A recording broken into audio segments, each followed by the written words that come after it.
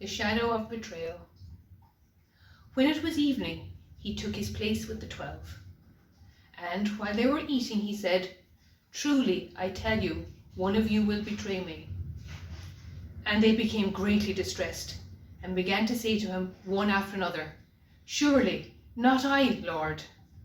He answered, "The one who has dipped his hand into the bowl with me will betray me. The Son of Man goes as is written of him. But woe to that one by whom the Son of Man is betrayed. It would have been better for that one not to have been born." Judas, who betrayed him, said, "Surely, not I, Rabbi." He replied, "You have said so."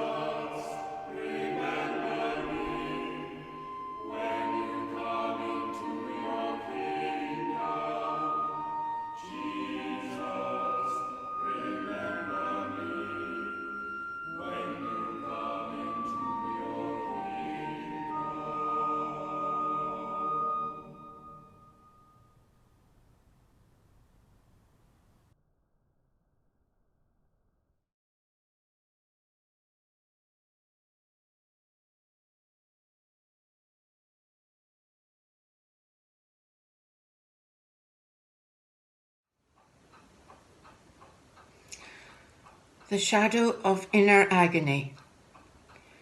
He came out and went, as was his custom, to the Mount of Olives, and the disciples followed him.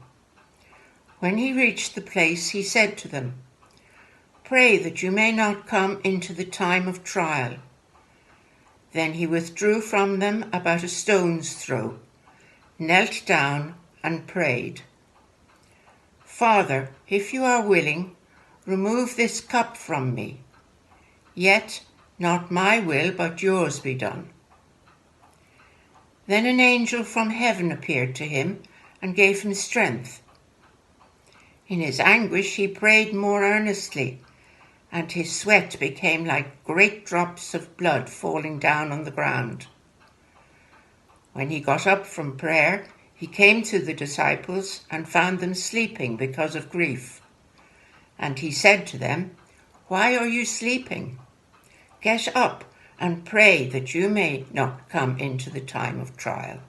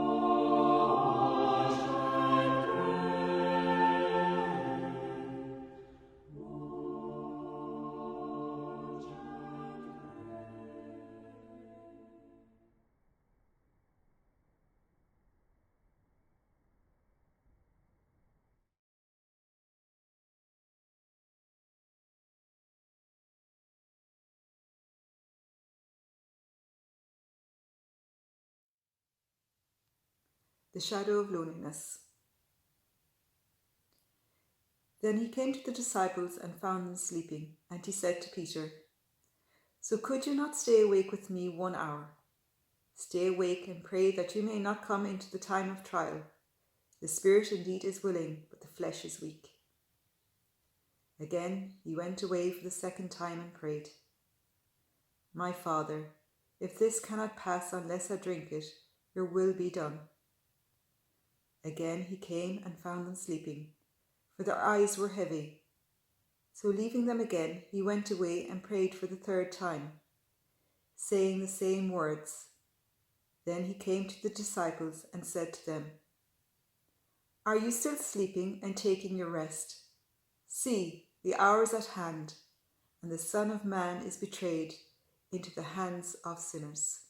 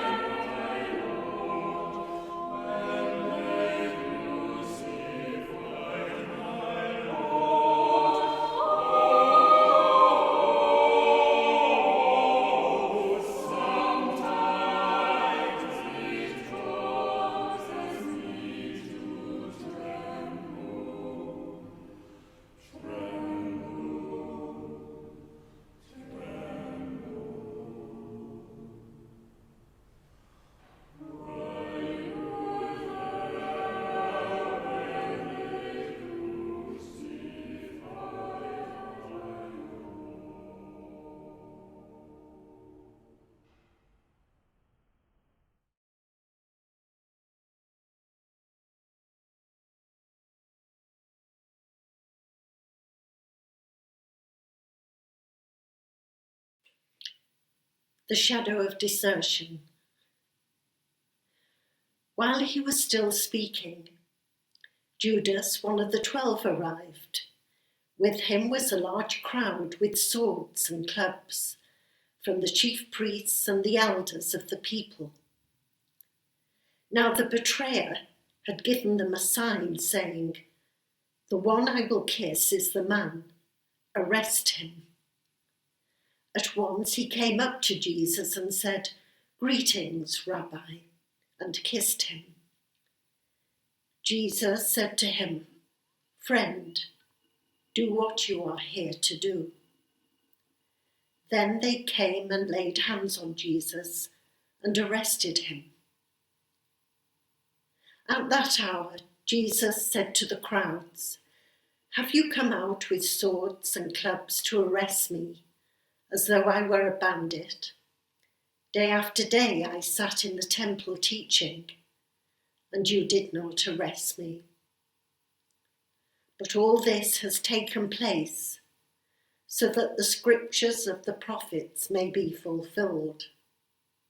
Then all the disciples deserted him.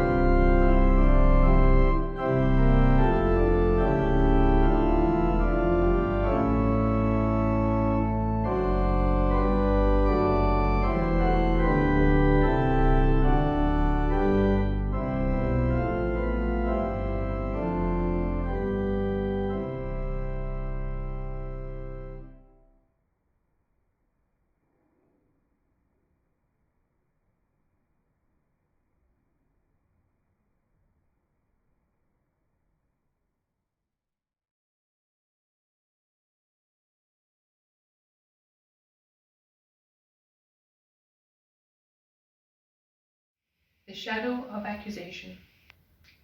Now the chief priests and the whole council were looking for false testimony against Jesus, so that they might put him to death. But they found none, though many false witnesses came forward. At last 2 came forward and said, "This fellow said, 'I am able to destroy the temple of God and to build it in 3 days.'" The high priest stood up and said, "Have you no answer? What is it that they testify against you?" But Jesus was silent. Then the high priest said to him, "I put you under oath before the living God. Tell us if you are the Messiah, the Son of God." Jesus said to him, "You have said so. But I tell you, from now on you will see the Son of Man seated at the right hand of power and coming on the clouds of heaven." Then the high priest tore his clothes and said, "He has blasphemed. Why do we still need witnesses? You have now heard his blasphemy. What is your verdict?" They answered, "He deserves death." Then they spat in his face and struck him, and some slapped him.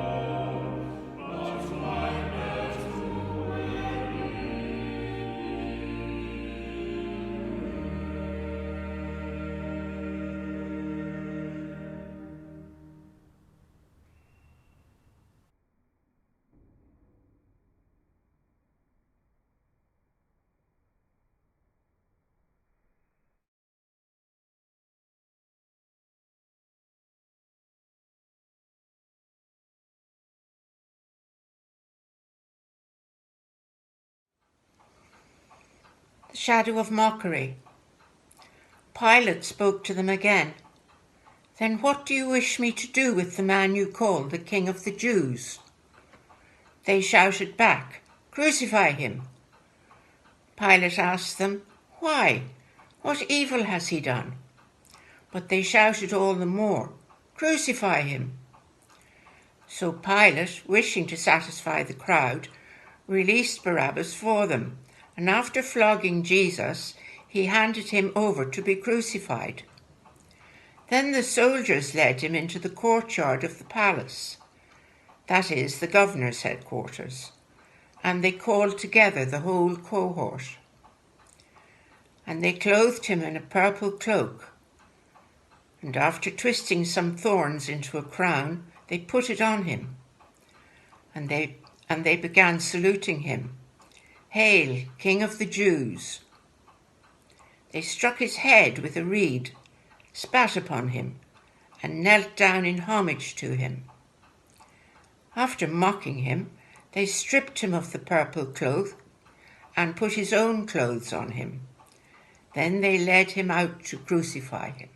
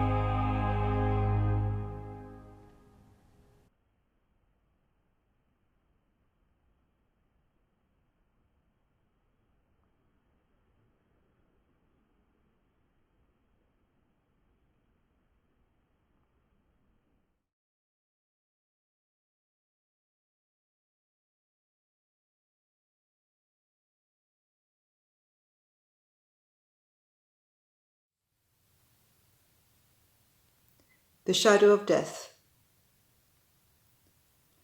When they came to the place that is called the Skull, they crucified Jesus there with the criminals, one on his right and one on his left.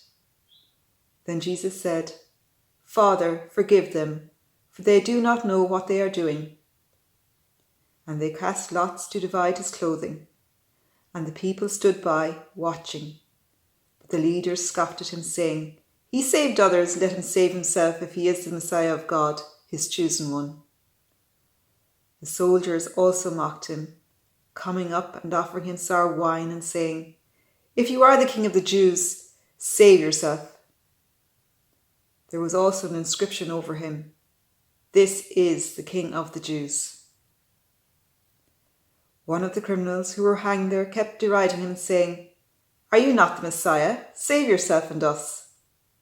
But the other rebuked him, saying, "Do not fear God, since you are under the same sentence of condemnation. And we indeed have been condemned justly, for we are getting what we deserve for our deeds. But this man has done nothing wrong." Then he said, "Jesus, remember me when you come into your kingdom." He replied, "Truly, I tell you, today you will be with me in paradise." It was now about noon, and darkness came over the whole land until 3 p.m, when the sun's light failed, and the curtain of the temple was torn in two. Then Jesus, crying with a loud voice, said, "Father, into your hands I commend my spirit." Having said this, he breathed his last.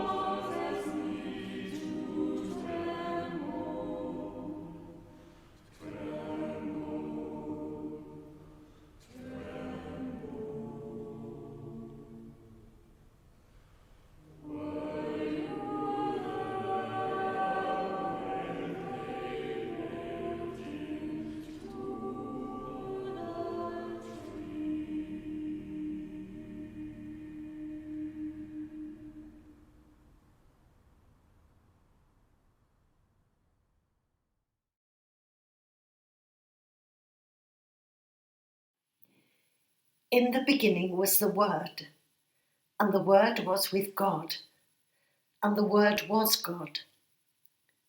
He was in the beginning with God. All things came into being through him, and without him not one thing came into being. What has come into being in him was life, and the life was the light of all people. The light has come into the world, but people love the shadows rather than the light.